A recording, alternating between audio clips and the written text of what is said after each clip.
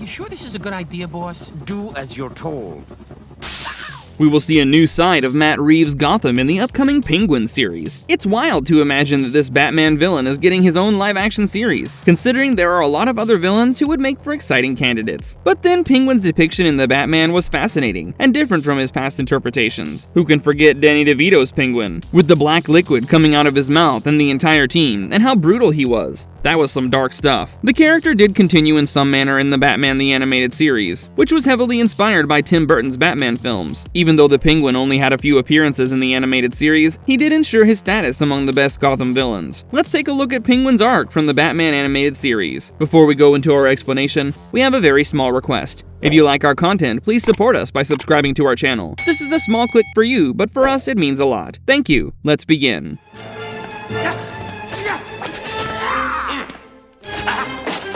The Junior Detective Agency vs. Penguin, Season 1, Episode 20, I've Got a Batman in My Basement. The 20th episode of Season 1 of Batman the Animated Series is one of the most incredible additions to Batman's arc, and marks a typical Batman villain appearance from the Penguin. Imagine the famous Five meeting Batman and helping him defeat an enemy. Yeah, that's what we have here, as these kids manage to get Penguin and his goons to go through some interesting Home Alone-like traps to prevent them from hurting Batman when the Caped Crusader struggles. Not only do we get to witness the best detective in DC go against one of the most notorious criminals in Gotham, we also get to see him mentor a group of young detectives. The episode features a Faubourg egg, the kind we have seen in heists pulled off a billion times in movies. Batman manages to get a hold of the Penguin's goons before they can get away with it. When we thought he'd done his part, a South American vulture flew right in and attacked him. Nearby in Gotham, four kids are playing detective when they observe the vulture flying off and decide to investigate this suspicious presence. They discover the birdseed factory where the goons had returned to their master, the Penguin, with the loot. Before the kids can alert the authorities regarding all this, the vulture discovers them and decides to attack, only to be thwarted by the Dark Knight, who had possibly traced this location based on the birdseed clue he was left with during their previous encounter. Batman saves the kids and heads toward his nemesis, only to be hit by a gas pellet from the Penguin's umbrella. This pellet turns out to be relatively strong, as it puts Batman down. When you think it will be another interaction between the old chums, Penguin manages to hit Batman well. The kids put him in the Batmobile and manage to get away to their place, throwing off Penguin and his thugs, who were right behind them. As the kids try to help him, the men discover them and decide to go inside the house. Penguin prepares to go through the house for the egg, looking like Joe Pesci from Home Alone, saying, "Oh, how bourgeois." Tearing the place apart could only improve it. Let the egg hunt begin. When I think of it, Joe Pesci could have made a perfect Penguin next to Danny DeVito from the Tim Burton Batman film. The kids got back on track and used Batman's utility belt to set up a few traps, which delayed their attack. When they reached Batman and the kids, Batman returned to his senses and fought off the thugs. Finally, we witness an awesome sword fight between Batman and Penguin, both using attractive replacements for swords. Batman uses a screwdriver, while Penguin uses a knife from his umbrella. It ends with the usual Dark Knight defeating the villain and saving the day. The kids' involvement in the adventure is to be considered. Their actions become a turning point for Penguin, as the newspapers credit them with his defeat. Pint-sized Pinkertons pluck Penguin. This episode marks Penguin's first appearance in the animated series, and it's a hope that his reputation will be tarnished. But it also raises the question of what would happen if the kids crossed paths with Penguin again. Perhaps they could even have a spin-off series, showcasing their detective skills and bravery.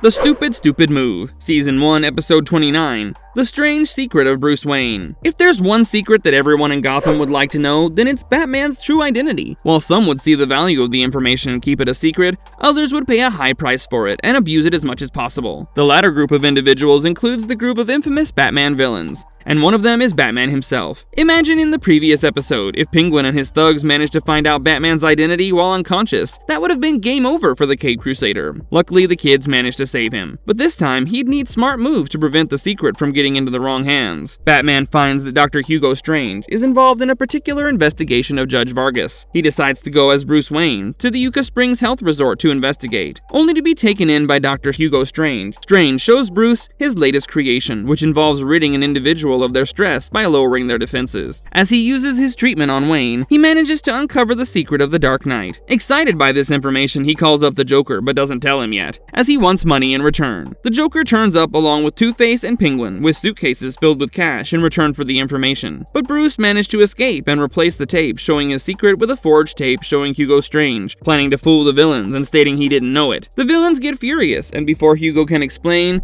Penguin shoots at the tape containing the footage with the secret. Yes, guess he could not have sat down and listened to his explanation, just straight up the secret Gotham kept for years. Later, Batman manages to defeat all of them and calls the GCPD, who arrest the villains. But Hugo doesn't stay silent as he reveals the secret in front of Gordon and the other police officers, only to be proven wrong when Wayne and Batman appear alongside each other. Another result of quick thinking from Wayne when he managed to take Dick Grayson's help. The villains had a clear chance of ending Batman's tale once and for all, but they managed to fail because of their hubris. Let's hope he changes when the secret is revealed and Penguin finds out about the tape he destroyed. It could have proven it all long ago. That was close though. Real close.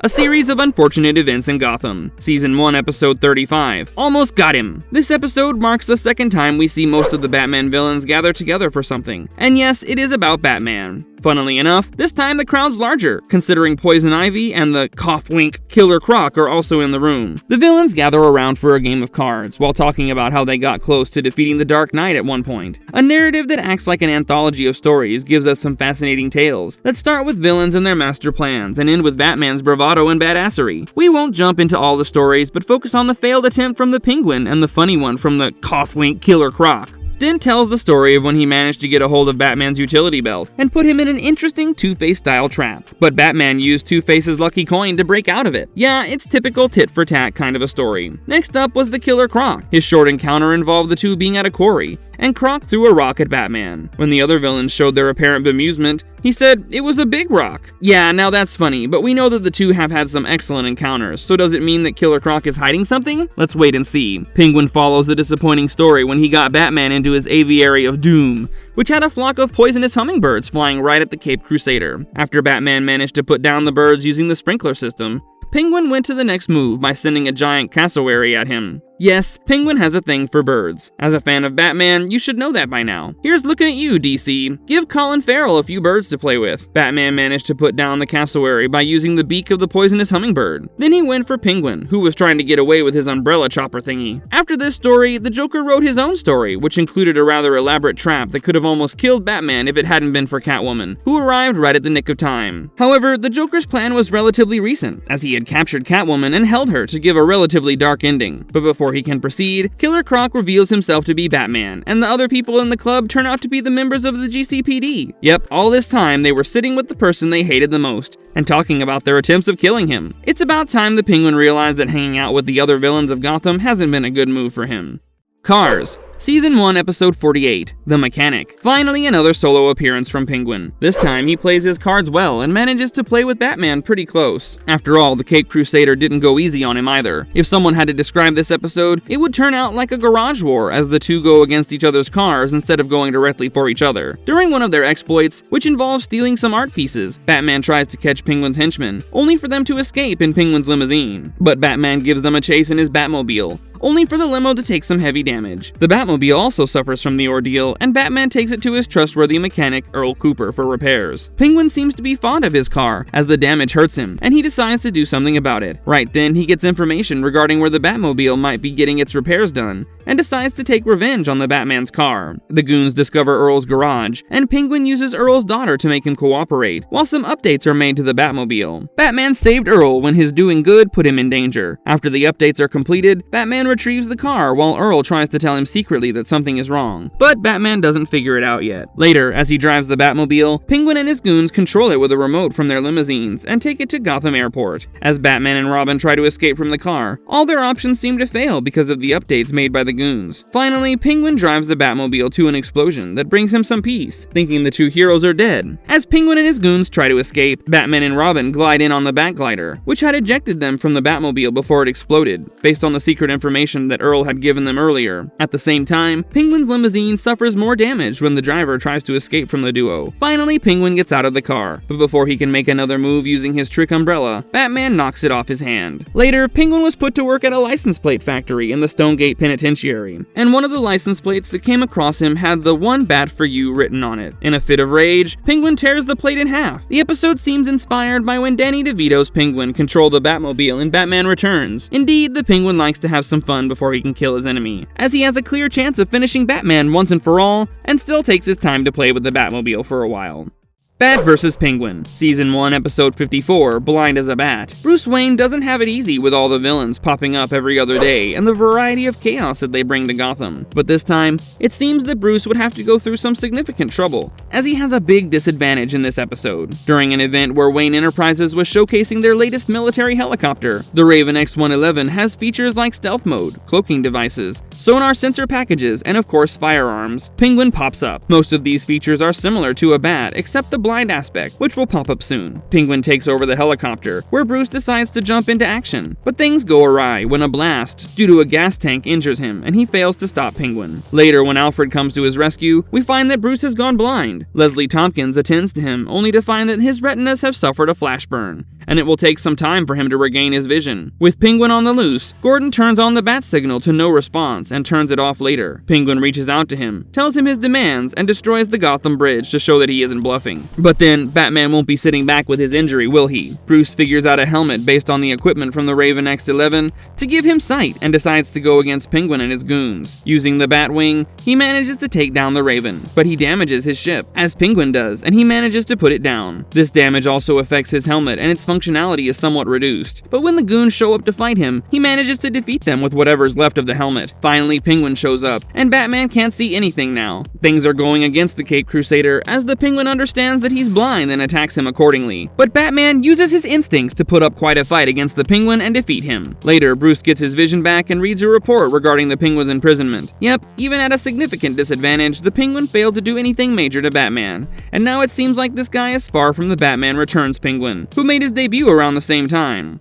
The Usual Suspect, Season 2, Episode 7, Second Chance. It won't be surprising to notice that there are times when the Penguin is put into the spotlight when some other significant villains might be involved in the nefarious activity. After all, the wide range of tricks he's pulled makes him a usual suspect for Batman, which is the case with this animated series episode. During one of the significant events in Gotham, Harvey Dent decides to undergo an operation that would restore his face. This would mean Bruce Wayne was funding the end of the Two-Face and the entire procedure. But before the procedure could take place, some goons enter the facility and kidnap him, making sure that he's not injured. Batman and Robin give chase, only to fail as they're using their silly bat cycle. But they try to connect the dots when they see the sedan carrying Harvey heading towards the Stonegate Penitentiary, where Penguin was imprisoned. At the same time, Rupert Thorne owned the van Batman managed to knock down. Both villains had a grudge against Harvey Dent and wouldn't like the operation to go through. While Robin goes for Rupert Thorne, Batman decides to go to the Stonegate Penitentiary to meet his old friend. He sneaks into Penguin's cell, where he finds him training some pigeons to dance.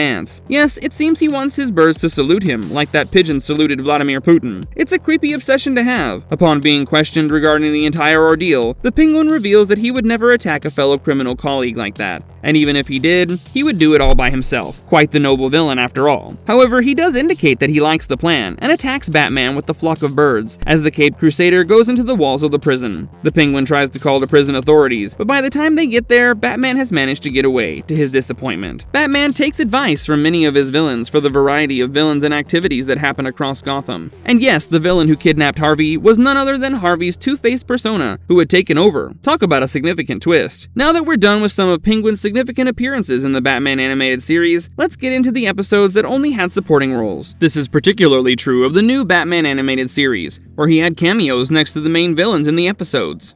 The Iceberg Lounge, Episode 7, Joker's Millions. In a crazy turn of events, Joker, down on his luck when Harley got captured in their recent crime spree, inherits a large sum of money from King Barlow's will. A lot can be expected from a villain when they inherit such a massive sum of money. Hire more goons, buy new weapons and whatnot. However, Joker uses the money to get some lawyers to help him clear his criminal record and change his image in the public eye. Even the heroes start wondering if Joker might really turn good and give up on his criminal activities. But not for long, as he shows up at the Iceberg Lounge, having fun with money with his criminal colleague, the Penguin. It turns out that the Penguin owns the Iceberg Lounge. It's nice to see that he didn't forget his old pal, even after he made this much money. Penguin is the victim. Episode 22, Judgment Day. Gotham has its own collection of crime fighters and villains, and every other day a new one emerges from the city's darkness. One such exciting hero was the Judge, who took matters into his own hands when serving justice to Gotham's evil. Following his arrival, many villains got caught and are seriously injured, which even puts the fear of death into the people of Gotham. The episode makes one question: if Batman is an ideal solution to Gotham's villains. Considering his presence, he entertains the idea that anyone can take turns being a vigilante for the city. But keeping aside all the politics, the very first one of Judge's his victims is the Penguin himself. During an illegal transaction at Penguin's hideout, the Penguin receives stolen items from Killer Croc and Two-Face, but right after the two leave, Penguin is attacked by a faceless individual dressed like the Judge, with the wig and the wardrobe. The attack isn't ordinary, since Penguin is severely injured, and this becomes significant news in Gotham that the new vigilante ain't got no chill. Later it turns out that Harvey, had taken on another identity to work against Two-Face's crimes. Yes, that's confusing, and it seriously puts into question that time Penguin said he would never attack another fellow criminal when questioned about Harvey's kidnapping. It turns out we took it for granted how much more noble the Penguin was in criminal aspects. Marvelous verdicts. The Penguin is amongst the significant Batman villains and continues to put fear in the minds of the people of Gotham through his nefarious activities. However, he's different from most of the other villains because he doesn't work as an individual, and works more based on a gang or a group of villains. It's almost as if he has a Godfather-like charm to him in terms of his criminal acts. And he always has a trick or two up his sleeve, with the various tricks from the Umbrella that manage to do some damage to Batman from time to time. Let's hope the upcoming Penguin series gives us some significant insight into his character, while referencing some of the elements of his persona from the animated series. And if you liked our content, don't forget to leave a like and subscribe to us if you haven't already. Have a good one and be safe. Thanks, everyone. Ah.